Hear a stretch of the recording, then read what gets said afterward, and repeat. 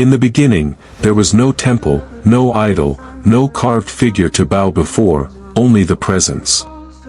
He was not thunderous like Shango, nor as visible as Anansi, nor as widely invoked as Ogun. Yet across vast swathes of ancient Africa, his name was whispered with a reverence so deep that it was almost fear. This deity was everywhere and nowhere, powerful yet invisible, shaping destinies without lifting a blade. His influence can still be felt today, in the rhythms of forgotten languages, in the structure of indigenous law, and even in the very idea of kingship. But his story? Hidden, suppressed, and now nearly lost to time. He is known by different names across cultures: Chukwu among the Igbo, Olajimere among the Yoruba, Nyam among the Akan, Nzambimpungu by the Congo people, and Ammonius in ancient Egypt. Each name pointed to a deity who was not merely a god of thunder or harvest, but the source of all creation, moral order, and cosmic justice. This was the god to whom all others bowed. A god whose name was often left unspoken, not out of ignorance, but out of awe. Unlike the more accessible spirits and orishas, this being was transcendent, beyond representation, dwelling in pure mystery. What makes this god so elusive is not the absence of worship, but the absence of material proof. He was never carved into idols because many African traditions believed no sculpture could contain such majesty. Priests didn't always invoke him directly, instead approaching him through lesser deities, intermediaries, and ancestors. Even in the sacred cosmologies of ancient Egypt, Ammonius began as a hidden wind. His name literally meant the hidden one. As empires rose and fell, this god endured in the background, like the silent architect behind the scenes, holding the blueprints of existence. European colonizers and missionaries would later exploit this mystery. Finding no statues or temples in his name, they concluded, falsely, that Africans had no concept of a supreme god. They mistook abstraction for ignorance, mystery for absence. In truth, the African supreme deity was so powerful that his very concealment was part of his reverence. You didn't build a throne for him because the universe was already his temple. You didn't utter his name lightly because it held the essence of being itself. So who was this god, this hidden power behind African cosmology, justice, and kingship? Why was he feared, venerated, and eventually forgotten? And how did his silence shape civilizations? To uncover the truth, we must journey deeper, not just into the myths and rituals, but into the bones of empires, the pulse of the land, and the memories of the elders who still remember his echo. In the next section, we explore how he shaped kings long before they ever wore a crown. Long before European ships docked on African shores, before gold was mined, pyramids built, or empires rose, the earliest African leaders did not ascend thrones by brute force alone.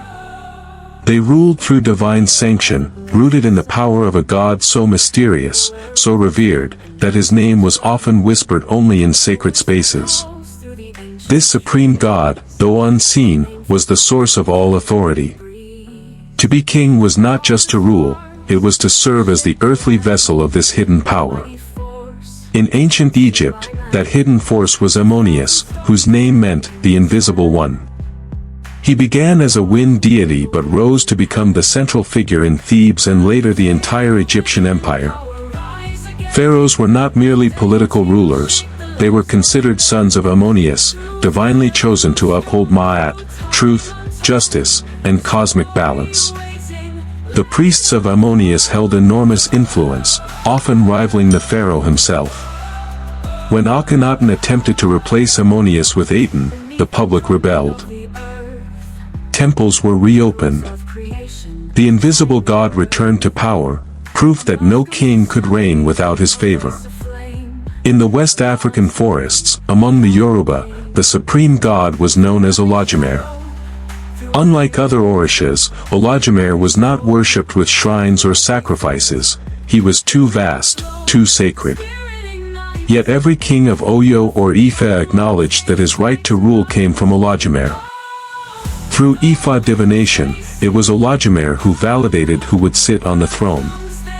Even powerful spirits like Ogun or Shango bowed to his ultimate authority.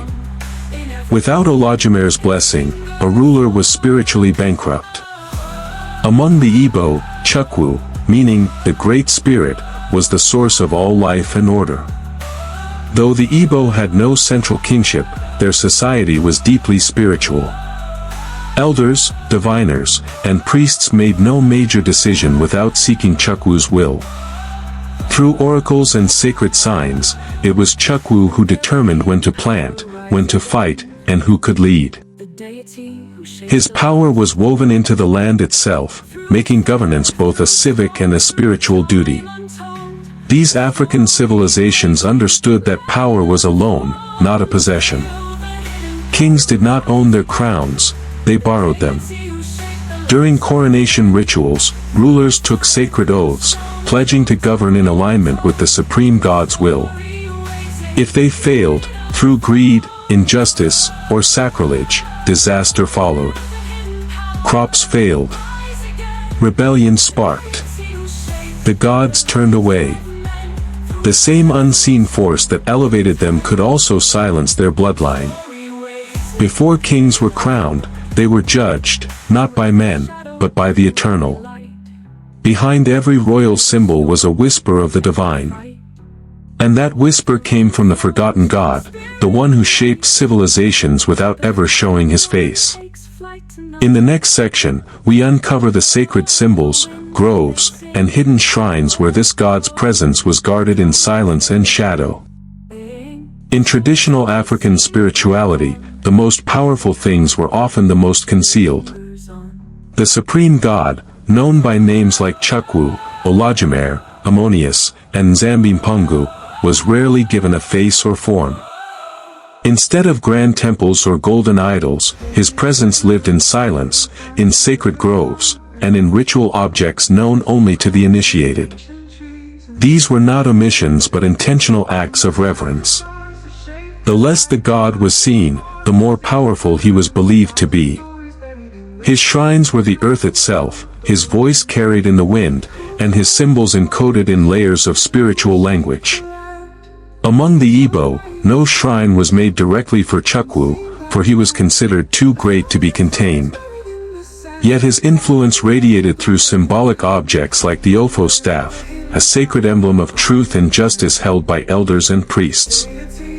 The Ofo was believed to channel Chukwu's authority, especially in moments of conflict or judgment. Sacred trees such as the Udara or Ohia also served as physical embodiments of spiritual power, marking spaces where Chukwu's essence was said to dwell.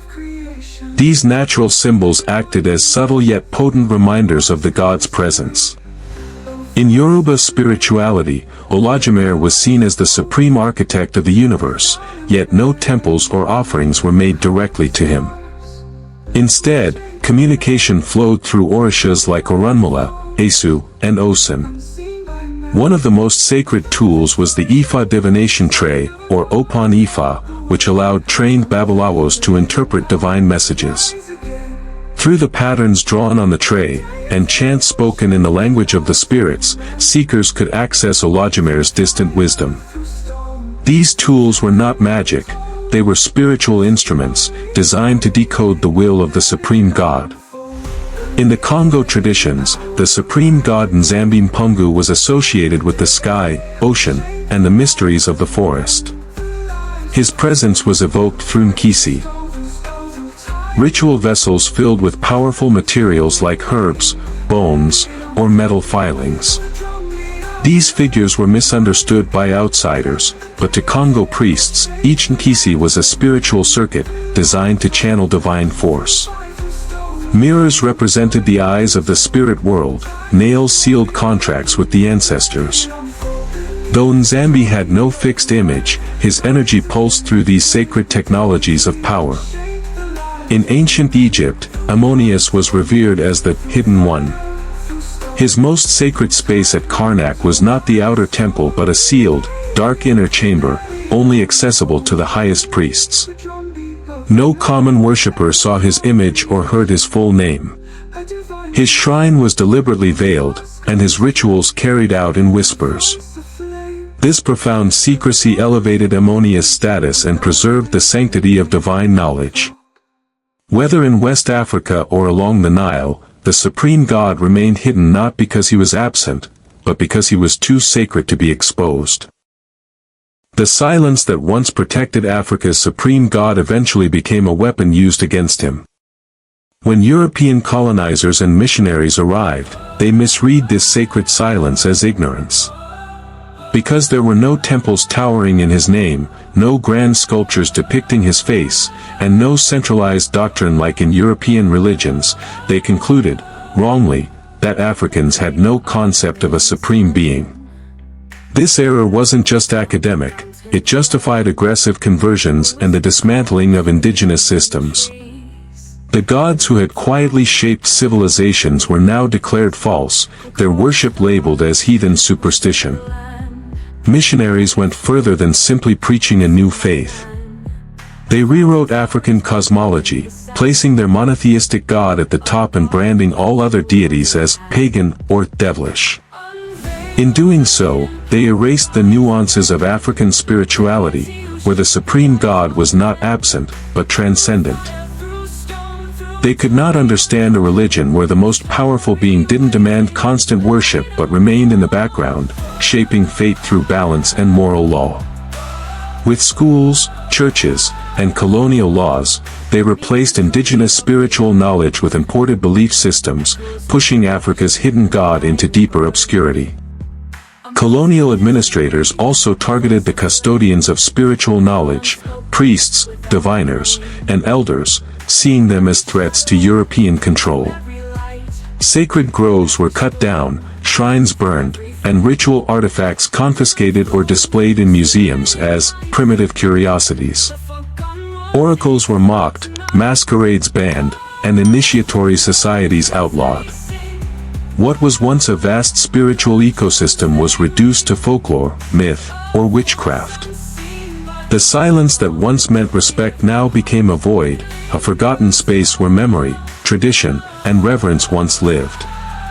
This cultural erasure was not just spiritual, it was psychological. Africans were taught to doubt their ancestors' wisdom, to see their traditional systems as backward. Children raised in mission schools learned European hymns but not the names of their own gods. The moral codes that once flowed from Chukwu, Olajimere, or Nzambimpungu were replaced with foreign scriptures that dismissed centuries of African philosophy. In this way, the supreme god didn't just disappear from rituals, he disappeared from identity.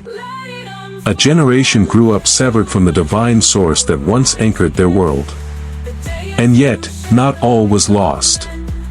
In hidden corners, among elders who refused to forget, the memory of the supreme god survived, spoken in proverbs, hinted at in songs, and preserved in rituals disguised as tradition. But to truly revive him, we must do more than remember, we must reclaim his voice. In the next section, we explore how artists, spiritualists, and cultural revivalists across Africa and the diaspora are awakening the forgotten god. Not just as a figure of the past, but as a guide for the future. Though colonization buried the supreme god beneath layers of foreign belief and cultural shame, the embers never fully died. Across the continent and within the African diaspora, a quiet yet profound revival is underway. Artists, spiritualists, scholars, and seekers are peeling back the layers of silence, rediscovering the divine presence that once shaped kingdoms. These movements are not simply nostalgic, they're a form of resistance, a reclamation of African identity, and a reawakening of ancestral consciousness that was never truly lost, only suppressed. In Nigeria, Ghana, the Congo, and beyond, cultural festivals, ancestral rites, and oral traditions are being revived, not as folklore, but as living spiritual systems. Young people are returning to the wisdom of their elders, learning the meanings behind symbols like the Ofo, the Opon Ifa, and Nkisi. In places like Ilefe and Enugu, sacred groves once abandoned are being preserved as spiritual heritage sites.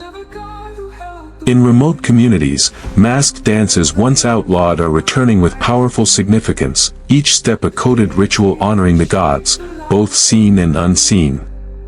Through these expressions, the supreme god is being called back, not into temples, but into collective memory. Beyond Africa, the diaspora has become a vital ground for spiritual revival.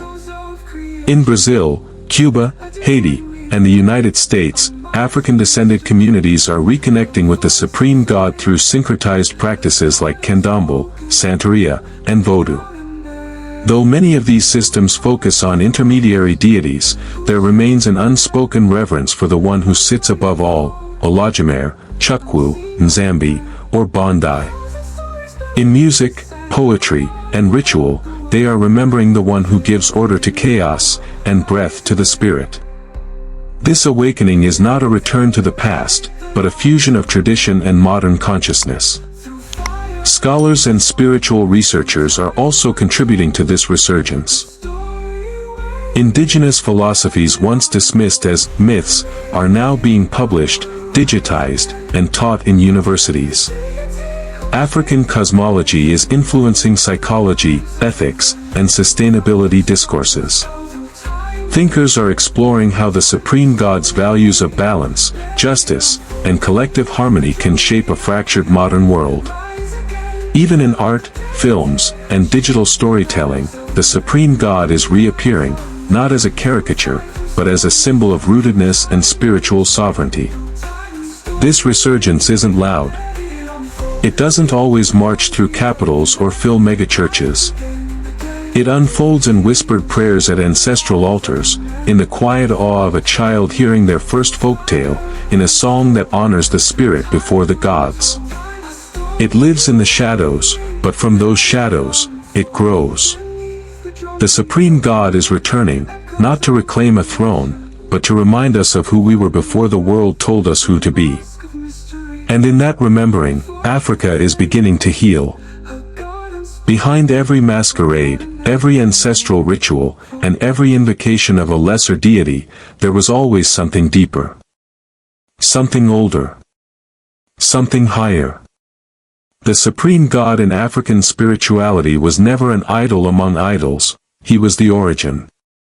While the world knows of thunder gods like Shango, warrior spirits like Ogun, or tricksters like Anansi, few realize that these were not rivals, but reflections, branches extending from a root that was older than written history. The supreme god was the force that birthed all forces, the silence from which all sound emerged. This framework challenges common religious thinking. In many African traditions, the supreme god didn't compete with the other gods, he commissioned them. He gave them aspects of his energy to manage the universe, one to govern wisdom, another to shape rivers, another to guard justice.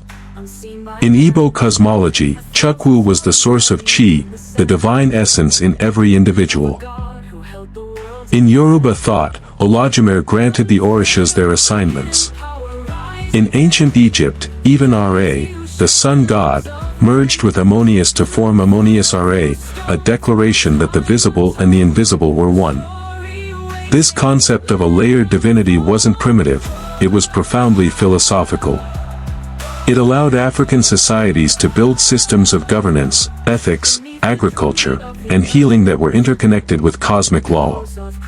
The supreme god represented order, balance, and unity, not through commandments carved in stone, but through spiritual resonance, through harmony with nature, ancestors, and community. This was a god that did not demand obedience out of fear, but alignment through understanding. But colonial disruption, followed by modern materialism, fractured this worldview. Today, many Africans pray to distant gods they were taught to fear, unaware that their ancestors once communed with a supreme being who resided not just in heaven, but within them. They look upward for salvation, not realizing that their traditions already taught that the divine begins within. The God behind the gods is not gone, he is only waiting to be recognized beneath the layers of borrowed belief. And now, the time has come. As Africa reclaims its voice, it must also reclaim its God, the one who shaped its civilizations in silence. This is not a call to abandon other beliefs, but a challenge to dig deeper, to ask, what did my ancestors know that the world forgot? What truths live beneath the surface of our songs, our symbols, our spirits? The God behind the gods is not just a relic of the past. He is a guide for the future, if we dare to remember. So now you know. Africa's most mysterious God was never missing. He was hidden in plain sight, in proverbs, in rituals, in the balance of earth and sky. He was the architect behind the cultures, the heartbeat behind the shrines, the force behind kings and priests alike. His silence was never weakness. It was sacred. And now, his silence speaks again. If this journey awakened something within you, if it challenged your view of African spirituality or sparked curiosity about your roots, don't let it stop here. Ask questions. Seek stories. Visit the elders. Honor the gods, but don't forget the one who stands behind them all. Africa's divine story is far from over. In truth, it's only beginning again. Like this video if you believe African history deserves to be told by its own people. Comment below, what did you learn? What surprised you the most? Have you ever heard of Chukwu, Olajimere, or Ammonius before? Share this with someone who's hungry to understand the deep spiritual roots of our continent. And most importantly, subscribe to this channel for more untold truths, ancestral wisdom, and stories that reclaim the African spirit, one video at a time. This is not just history. This is a return. A revival. A remembering.